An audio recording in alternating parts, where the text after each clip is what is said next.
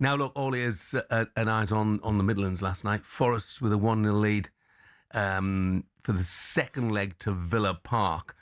I mean, look, I think the phrase is finely balanced. Is it 1-0? Yeah. It's just nothing.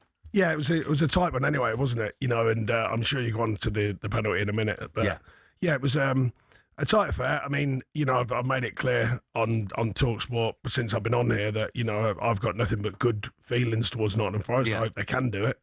But yeah, it's a tight one going back to Villa Park. They didn't offer as much as I thought they would, actually, Villa on the night, albeit that we'll go on to the incident for the penalty, but probably should have come away with a clean sheet. But yeah, right in the balance going back to Villa Park. Yeah, I mean, I thought it was a difficult balancing act with Victor Pereira because, you know, if you look at their fixtures that they've still got left in the Premier League, okay, they're 5 points clear, they've got tough games. Yeah, I mean... Tough games, you know.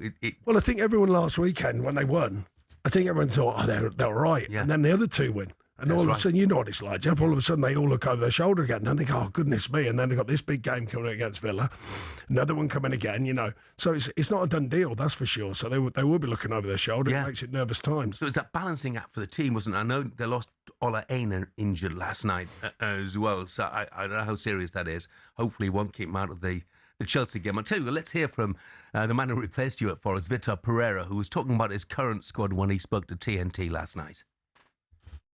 Very tough team, but I think we compete with them eyes on eyes, like I like to see. Playing football, trying to score, they're trying to score. Good game. We are enough time now recover a bit, preparing the game against Chelsea, but this is a special group of players. Yeah, and we'll talk more about Chris Wood, who you got a long association with. But from Forest's point of view, fantastic to have him back at this stage of the season, isn't it? Just when they need him most, if you like. But what a bonkers penalty that was to concede. I know. I mean, you know, as a manager, that drives you mad. And I'm sure as the player, to be fair, he's a very good player.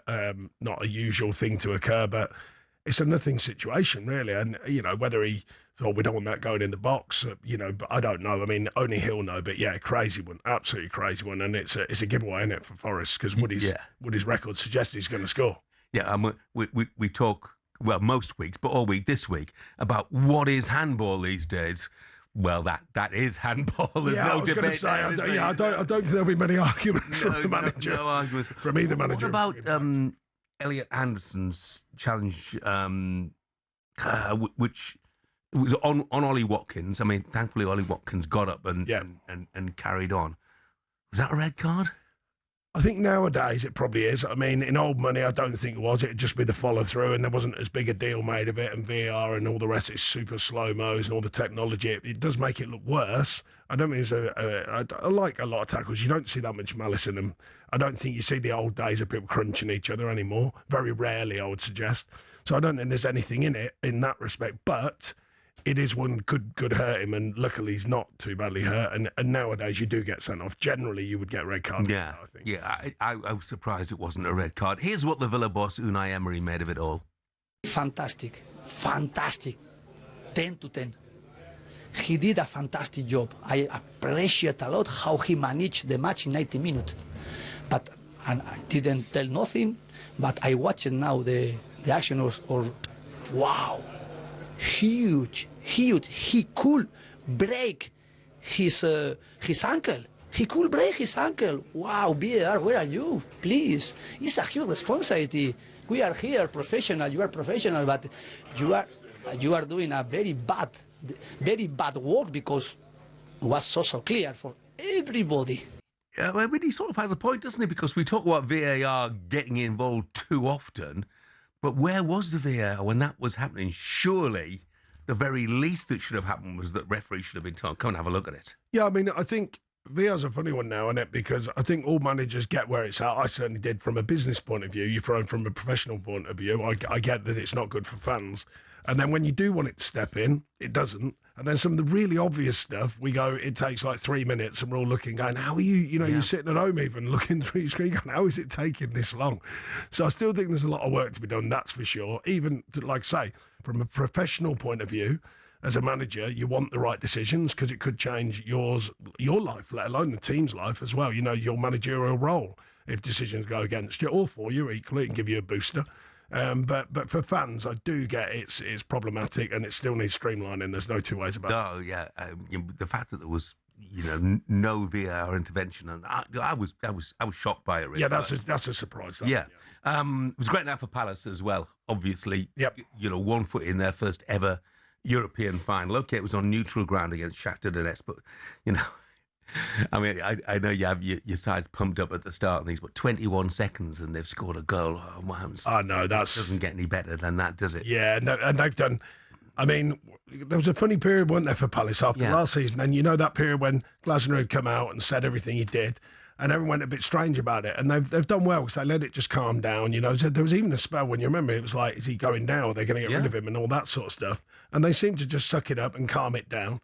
And then they've come back and they've had a good run, and now they're in a situation they are. So I mean, and they've got every chance to win another trophy. So fair play to him. But he's done the club have done a great job, by the way. Not just him.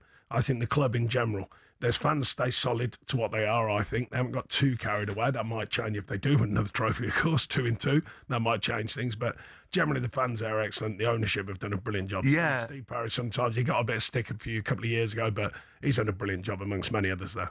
Yeah, and the manager's done a brilliant job as well. Yeah, and there was a school of thought when he announced that he was leaving. And the players... Some of the players might down tools. And he's not going to be there next season, so who cares? Yeah, and they had that little spell, didn't they? Yeah, they had that quiet spell, didn't they? Not down in tools. I don't mean nothing like that with the players, but that quiet spell when they did go a little bit milky for a bit, and everyone was wondering. Maybe they were wondering, but they've regathered. I'll tell you the thing that I think Palace have done brilliant with the manager and the club. It's losing some brilliant players. Oh, yeah. I mean, they've lost some brilliant players. Even this year with Mateta getting injured. Yeah. And they've come through it, and they've done a brilliant job. Lost Gahey, obviously, in the winter transfer window. Eberechi Eze before the start of the season. Yeah, go on. Sorry. I was going to say, who would have thought, with all due respect, that Ismail Assar would be top scorer in the Conference League? Yeah, and they just keep, so far, they keep pulling out another player, or another player steps into that role, and they grow again. And I think, they grow as individuals and the team keep going again. So there's obviously a good bond there amongst the team there. And the manager looks like he's going to change, obviously, but they've stuck with the manager as well, that bond, because they might have been, as you said, players do question it. They see a lot of noise in the press, but they've all stood steadfast, it seems to me, in making sure the season keeps going. And they might go and win another trophy. Yeah, I don't want to upset Palace fans. But then again, most of them are probably still on the way back from Poland, so they won't be listening. But Oliver Glasner's obviously put himself in the shop window. A lot of those players are putting themselves in the shop window. Yeah, and it's... But these are the challenges. I work for clubs that have got that situation. Everton differently, big club, but obviously the finance Everton at the time I was there. And they're always looking to sell players to keep the club running properly, and it's... They're always stuck a little bit, clubs like Palace, they're stuck in that middle band of, how much do you spend, how much do you invest, how much can you bring in, how do you balance the books, and how do you keep being successful?